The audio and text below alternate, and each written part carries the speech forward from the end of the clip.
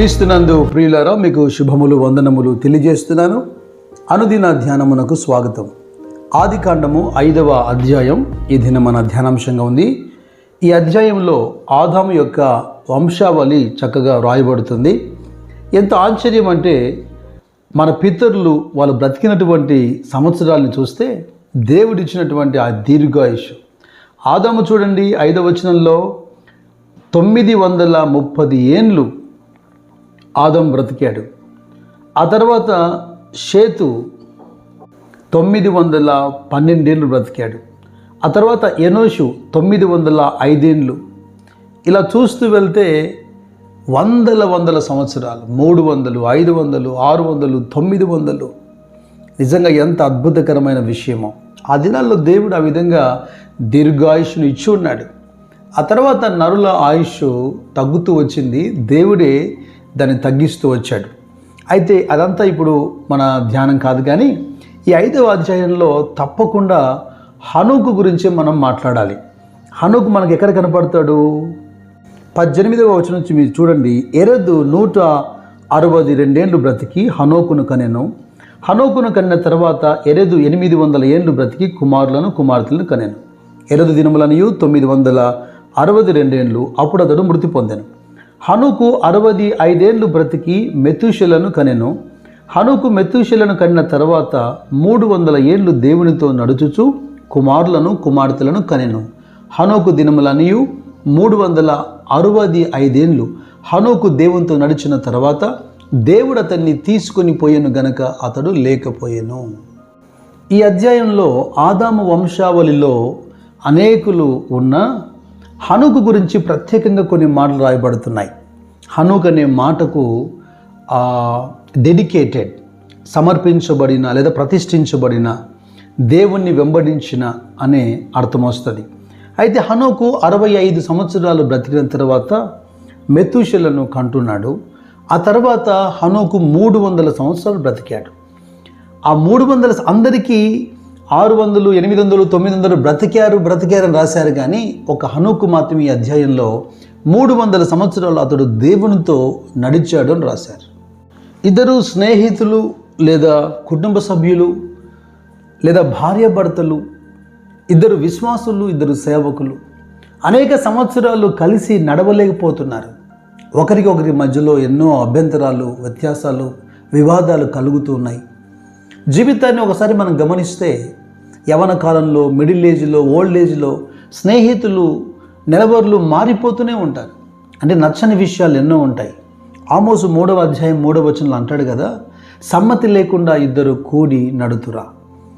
మనిషికి నచ్చని విషయాలను బట్టి మనుషులు విడిపోతున్నటువంటి కాలంలో అసలు దేవునితో హనోకు నడక, ఇది ఎంత ఆశ్చర్యమో మీరు వినండి. ఎంత అసాధారణమైన విషయమో. పైగా అతనికి కుటుంబం ఉంది, పిల్లలున్నారు. పిల్లల్ని కలిగి ఉండి కూడా 300 సంవత్సరాలు కంటిన్యూగా, అంటే ఎక్కడ దేవునితో వివాదాలు ఏర్పడకుండా, దేవుని సహవాసానికి దూరమైపోకుండా ఆ భక్తిగా జీవిస్తూ దేవునితో అన్ని 100 సంవత్సరాలు నడవగలిగాడంటే, దేవుడంటే ఎవరికైనా సమ్మతి కలుగుతుంది, అది గొప్ప విషయం కాదు. కానీ హనోకుతో నడిచేందుకు దేవునికి కూడా సమ్మతి కలిగి ఉండాలి కదా. ఈ సమయంలో నాకు ఒక ఉదాహరణ జ్ఞాపకం వస్తుంది. ఆదికాండం 47వ అధ్యాయంలో 9వ వచనంలో యాకోబు ఏశావు దగ్గరికి వచ్చినప్పుడు ఫరో యాకోబుతో మాట్లాడుతున్నప్పుడు ఈ మాటలు జరుగుతాయి. యాకోబు అంటున్నాడు, నేను యాత్ర చేసిన సంవత్సరములు 130, నేను జీవించిన సంవత్సరములు కొంచెముగాను దుఃఖ సహితమైనవిగా ఉన్నవి. అవి నా పితరులు యాత్ర చేసిన దినములలో వారు జీవించిన సంవత్సరములని కాలేదని ఫరోతో చెప్పి. ఈ మాటలో అర్థం ఏంటి? ఒకటేమో యాత్ర చేసిన సంవత్సరాలు అంటున్నాడు, జీవించిన సంవత్సరాలు అంటున్నాడు. అంటే బ్రతికిన దినములన్నీ వాటిని బట్టి సంతోషించట్లేదు. కానీ దేవునితో నడిచినటువంటి దినాలు, సంవత్సరాలు బహు కొంచెం. నాకు అనిపిస్తుంది, ఒకవేళ తన జీవితంలో మరి ఇంటి నుంచి పారిపోయి పోగొట్టుకున్నటువంటి సంవత్సరాలు జ్ఞాపకం వచ్చాయేమో. నా ప్రియ సహోదరులారా, చాలామంది యవన కాలంలో కూడా ఇంకా సమయం ఉంది కదా, ఇంకా అనుభవించాల్సి ఉంది కదా, ఆ తర్వాత ప్రభువుని వెంబడించవచ్చులే. కోల్పోయిన సమయాన్ని, సంవత్సరాన్ని బట్టి నిజంగా పశ్చాత్తపడి దుఃఖపడే దినాలు ఎంత అది బాధాకరమైన విషయమో. ఎందుకంటే మన ఆయుష్ ఎంత అల్పముగా ఉంది. మోషే రాస్తున్నటువంటి కీర్తన 90లో 10వ వచనంలో మోషే అంటున్నాడు, మా ఆయుష్కాలము 70 సంవత్సరములు, అధిక బలమున్న ఎడల 80 సంవత్సరములు అగును. ఆయనను వాటి వైభవము ఆయాసమే దుఃఖమే, అది త్వరగా గతించును, మేము ఎగిరిపోవదుము అంటున్నాడు. మనకు ఊహ వచ్చే సమయానికే ఒక 12-15 సంవత్సరాలు, ఇక రక్షణ పొందే సమయానికి ఒకరికి 25 సంవత్సరాలు అయి ఉంటాయి, కొంతమందికి 30 సంవత్సరాలు అయి ఉంటాయి, కొంతమందికి 40 సంవత్సరాలు అయి ఉంటాయి. ఇక శేష జీవితము ఎంత సమయం ఉంది, ఎంత స్వల్పమైనది. ఈ అంశం మనం ధ్యానిస్తున్నప్పుడు విలువైనటువంటి ఆయుష్కాలాన్ని దేవుని కొరకు వెచ్చించటం, దేవునితో కూడి నడవటం యొక్క ప్రాముఖ్యత మనకు జ్ఞాపకం రావాలి. ఇక్కడ మరొక తలంపు నేను మీతో పంచుకోవాలని ఇష్టపడుతున్నాను. సేవ జరుగుతున్నటువంటి ఈ దినాల్లో మనం గమనిస్తున్నప్పుడు కొంతమంది వివాహం లేకుండా సమర్పించుకొని జీవితకాలం అంతా అలాగ బ్యాచులర్గానే ఉండిపోతూ గొప్ప సేవ చేస్తున్నారు. వాటిని బట్టి సంతోషం. అది దేవుడు పిలుపు ఇవ్వకపోతే కుదిరే అంశం కాదు. ఇక్కడ కూడా వివాదాలు ఉన్నాయి. తప్పకుండా వివాహం చేసుకోవాలని కొంతమంది అంటారు. కొంతమంది వివాహం చేసుకుంటే ఇక భార్య పిల్లలతో పోషిస్తూ వాళ్ళ చుట్టూ తిరుగుతూ మేము సేవ ఎక్కడ చేసేదని కుటుంబాన్ని తిరస్కరించి కామెంట్ చేసే వాళ్ళు కూడా ఉన్నారు. అందుకే నువ్వు ఎట్టి పిలుపుతో పిలువబడ్డావో ఆ విషయంలో నువ్వు జాగ్రత్తగా ఉండాలి. వివాహమైన వాడు వివాహం కాని వాడిని చులకనగా చేసి మాట్లాడాల్సిన అవసరం లేదు. అలాగని వివాహం వద్దని సమర్పించుకున్నవాడు కుటుంబంలో ఉన్నవాళ్ళు దేవునితో నడవలేరు, గడపలేరు, సేవ చేయలేరన్న ఆ కామెంట్ కూడా చేయకూడదు. ఎందుకంటే కుమారులు కుమార్తెలను కంటూ కూడా హనోకు 300 సంవత్సరాలు దేవునితో నడవగలిగాడు. ఇది సంకల్పానికి సంబంధించింది, కానీ మరి ఏది కూడా మనకు అడ్డు రాదు. నా ప్రియ సహోదరి సహోదరులారా, హనోకు దేవునితో నడిచాడు అని మనం మాట్లాడుతున్నాం. హనోకు మాత్రమే కాదు, ప్రతి ఒక్కరు కూడా దేవునితో నడవలసింది, నడవక తప్పదు. కీర్తనకారు అంటాడు 73వ అధ్యాయంలో 24వ వచనంలో, నీ ఆలోచన చేత నన్ను నడిపించదవు, తర్వాత మహిమలో నీవు నన్ను చేర్చుకొందువు. ఇప్పుడు యేసుతో మనం నడవకపోతే, ఆయన కూడా సువార్త భాగంలో చాలా స్పష్టంగా అన్నాడు కదా, ఎవడైనా నన్ను వెంబడింపగోరిన ఎడల. ఇంకా ఫాలో చేయడం అంటే ఏంటి? ఆయనతో నడవడమే కదా.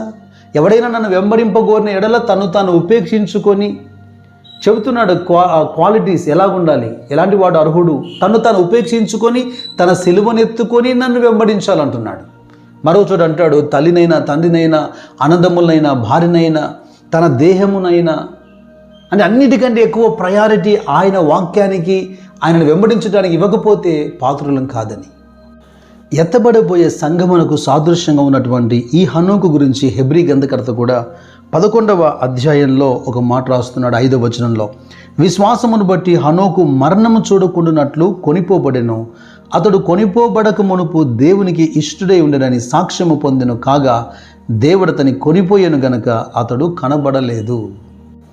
ద ఫస్ట్ మిస్సింగ్ కేస్ అన్నమాట. దేవుడైనటువంటి యెహోవా ఆదాముతో ఎలాగా తోటలో మాట్లాడుతూ సహవాసం చేసేవాడో, అలాగా హనోకు దేవునితో మాట్లాడుతూ సహవాసం చేస్తూ ఒక రోజున ఏకంగా దేవుడు అతన్ని తీసుకెళ్ళిపోయాడు. ఇక హనోకు కనబడలేదట. ఈ భక్తుల అనుభవాలు చూస్తున్నప్పుడు ఒళ్ళు పులకరించిపోతుంది కదా. అయితే దేవునికి స్తోత్రం, హనోకులాగా ఆయన మనకు ఇవ్వబోతున్నటువంటి ఒక అనుభవం చూడండి. యోహాను సువార్త 14వ అధ్యాయంలో మొదటి 3 వచనాలు మనం చూస్తే, మీ హృదయమును కలవరపడనీయకుడి, దేవుని యందు విశ్వాసం ఉంచుచున్నారు, నా యందును విశ్వాసం ఉంచుడి. నా తండ్రి ఇంట అనేక నివాసములు కలవు, లేని ఎడల మీతో చెప్పుదును. మీకు స్థలము సిద్ధపరచ వెళ్ళుచున్నాను, నేను వెళ్ళి మీకు స్థలము సిద్ధపరిచిన ఎడల నేనుండు స్థలములో మీరును ఉండులాగున మరలా వచ్చి నా యొద్ద ఉండుటకు మిమ్మును తీసుకొని పోవుదును.